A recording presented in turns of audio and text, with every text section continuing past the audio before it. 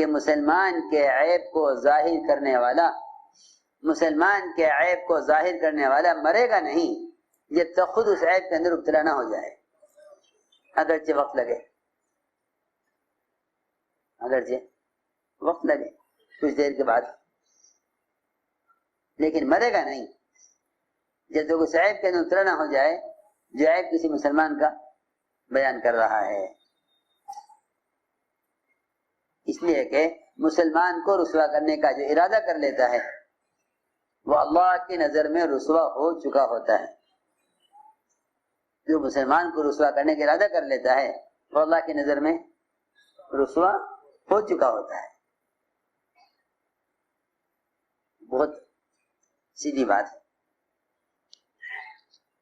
اس لیے فرمایا کہ مسلمان کے فعل کی گناہ کی تعویل کرو کہ نہیں یہ ایسا نہیں کر سکتا، ایسا نہیں ہو سکتا۔ وہ کہے گا نہیں جی ایسا میں نے کیا ہے، نہیں مسلمان ایسا نہیں کر سکتا۔ دیکھو تو صحیح، علی رضی اللہ تعالیٰ عنہ نے ایک چور کے چوری کے اعتراف کے بعد بھی اس کے ساتھ کیا معاملہ کیا؟ چور کے ساتھ چوری کا اعتراف ہونے کے بعد بھی چور کے ساتھ کیا معاملہ کیا؟ آج کل کے لوگوں کا تو مزاج یہ بن کر رہ گیا کہ وکالت پڑھو اور اخبار پڑھو، جی ہاں اخبار پڑھو، وکالت پڑھو، ان کی وکالتیں اور ان کے قوانین اور ان قوانین کی تنفیذ، یہ سارا نظام خلفائے راشدین اور صحابہ کرام اور وہ صحابہ جو گورنر ہوا کرتے تھے ملکوں کے، ان کے طریقوں سے ان کی وکالتیں اور ان کی عدالتیں بالکل ہٹی ہوئی ہیں، دور کا بھی کوئی تعلق ان سے نہیں ہے، دور کا بھی کوئی تعلق نہیں ہے۔ حالانکہ عدالت کو اور قوانین کو سمجھنے کے لیے اور ایک مومن کو گناہ سے بچانے کے لیے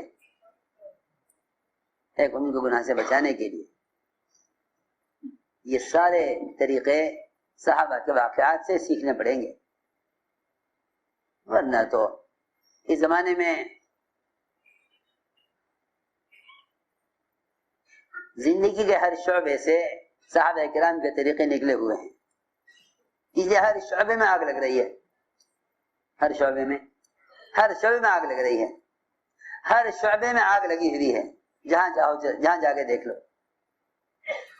کیا شعبے دنیا کے کیا دین کے، ہر جگہ آگ لگی ہوئی ہے۔ وجہ صرف یہ ہے کہ ہم صحابہ کرام کی سیرت اور ان کے طریقہ کار سے ہٹے ہوئے ہیں۔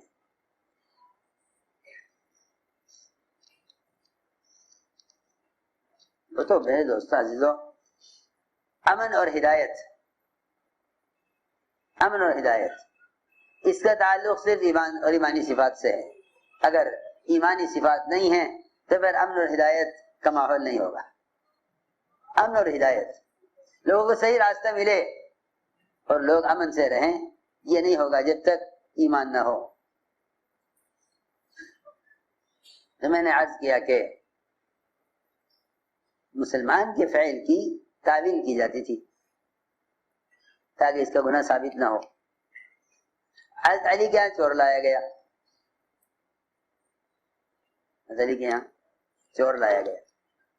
کیا چرایا؟ کہ جی اونٹ چرایا ہے۔ کیا چرایا؟ اونٹ چرایا، کہ اونٹ چرایا۔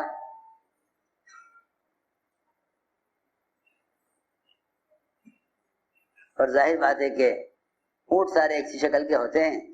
حضرت علی رضی اللہ عنہ نے سب سے پہلے تو ایک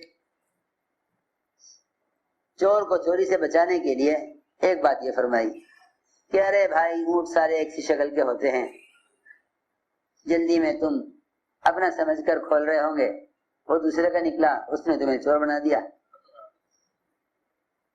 سمجھے؟ اونٹ سارے، اے بھائی سونے والوں، اونٹ سارے ایک شکل کے ہوتے ہیں، تم اپنا سمجھ کر کھول رہے ہو گے اور دوسرے کا نکلا، اس نے کہا نہیں جی ایسا نہیں ہے، میں نے دوسرے کا سمجھ کر ہی کھولا تھا، میں نے دوسرے کا سمجھ کر۔ حضرت نے فرمایا اچھی بات ہے، بلاؤ جلاد کو، ہاتھ کاٹنے والے کو۔ وہ آ گیا، ساری تیاری ہو گئی۔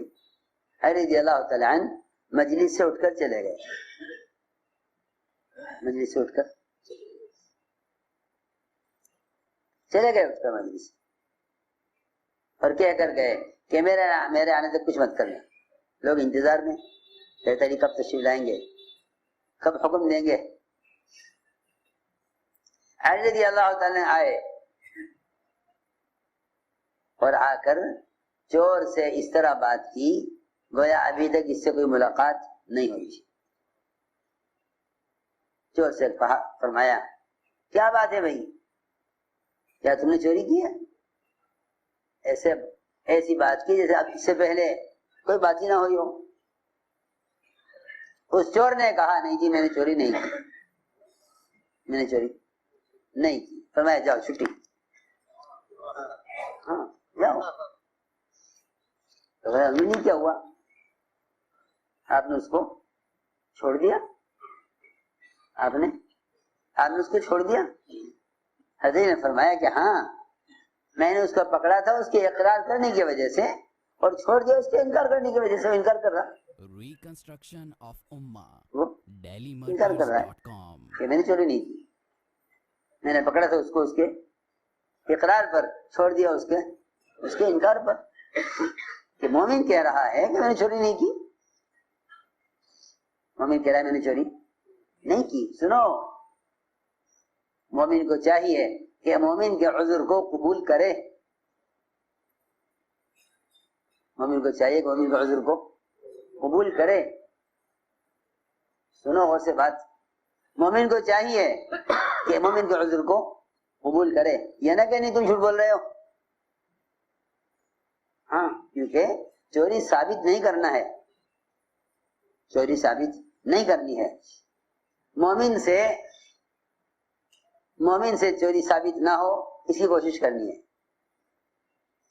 اس زمانے میں گناہ ثابت کرنے کی کوشش کی جاتی ہے، اس زمانے میں مومن کو بچانے کی کوشش کی جاتی تھی، مومن کو ڈوبنے سے بچاؤ،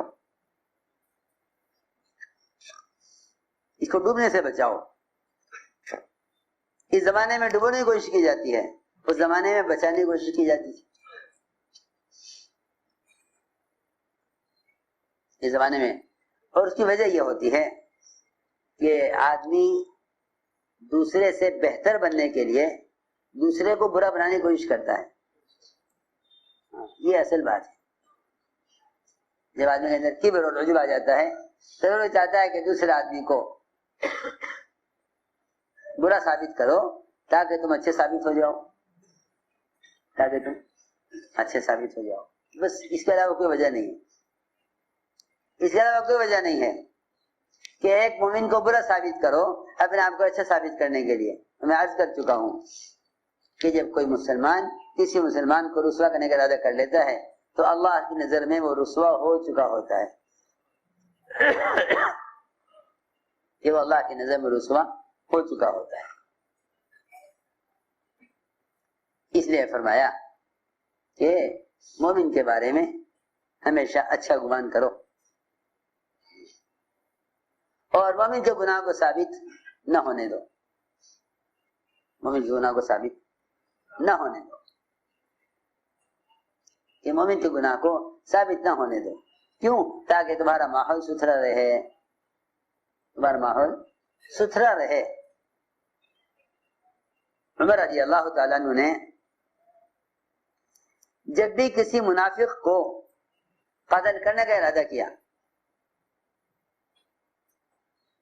جب بھی کسی منافق کو قتل کرنے کا ارادہ کیا، عمر ایسا مت کرو، ایسا مت کرو، اس لیے کہ اگر تم نے منافقین کو قتل کیا تو کفار کے اسلام میں آنے کا راستہ بند ہو جائے گا۔ وہ یوں کہیں گے کہ محمد صلی اللہ علیہ وسلم پہلے اپنی طرف لوگوں کو دعوت دیتے ہیں، پھر جو لوگ ان کے دین میں داخل ہو جاتے ہیں پھر انہیں قتل کر دیتے ہیں۔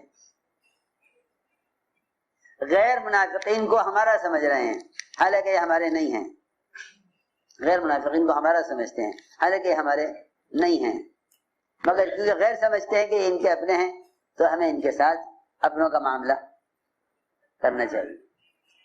سوچو کتنی دور کی بات ہے، کتنی دور کی بات ہے کہ تم منافق کے ساتھ اپنائیت کا معاملہ کرو، اس لیے کہ کفار ان کو ہمارا سمجھتے ہیں، کفار ان کو ہمارا سمجھتے ہیں۔ لو جی لو، جب ایک منافق کے ساتھ یہ معاملہ کیا جانا ہے تو ایک مومن کے ساتھ کیا معاملہ ہونا چاہیے؟ ایک مومن کے ساتھ کیا معاملہ ہونا چاہیے؟ ایک مومن کے ساتھ کیا معاملہ ہونا چاہیے؟ اس لیے میں نے ایک بات کہی ہے ضروری کہ غلطی کرنے والے کے عذر کو قبول کرو۔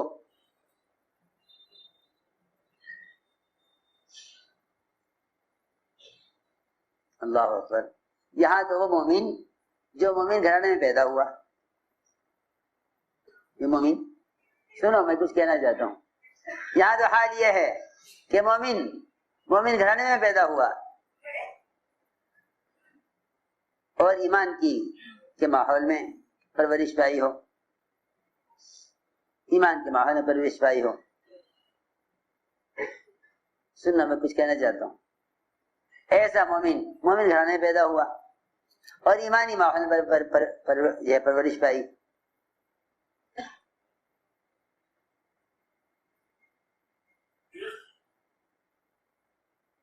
ایمانی ماحول میں پیدا ہو اور ایمانی ماحول میں پرورش پائے، آپ اس کے عذر کو بھی قبول نہ کریں۔ سنو تو صحیح، وہاں کیا حکم ہے کہ وہ کافر جس نے پوری زندگی کفر میں گزاری، سنو توجہ سے، پوری زندگی کفر میں گزاری اور پھر اسی کفر میں اسلام کے مقابلے کے لیے میدان میں آ گیا، تلوار لے کر مسلمانوں کے مقابلے پر میدان قتال میں کافر مسلمانوں کو قتل کرنے کے لیے اور اسلام کو مٹانے کے لیے اپنے کفر کا اعلان کر رہا ہے، میدان میں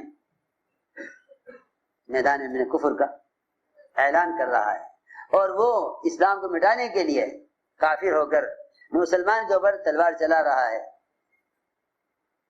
اس کا تو کفر کھلا ہوا ہے، اس کا تو کفر کھلا ہوا ہے۔ اس کافر کا پیچھا کیا ایک مسلمان نے، اس کافر کا پیچھا کیا ایک مسلمان، اس کافر کا پیچھا کیا ایک مسلمان نے اور تلوار اٹھائی اس پر، وہ بھاگا، یہ اس کے پیچھے بھاگے، اس نے ایک درخت کی پناہ لے لی، انہوں نے اس درخت کے پیچھے سے جا کر اس کافر پر جیسے ہی تلوار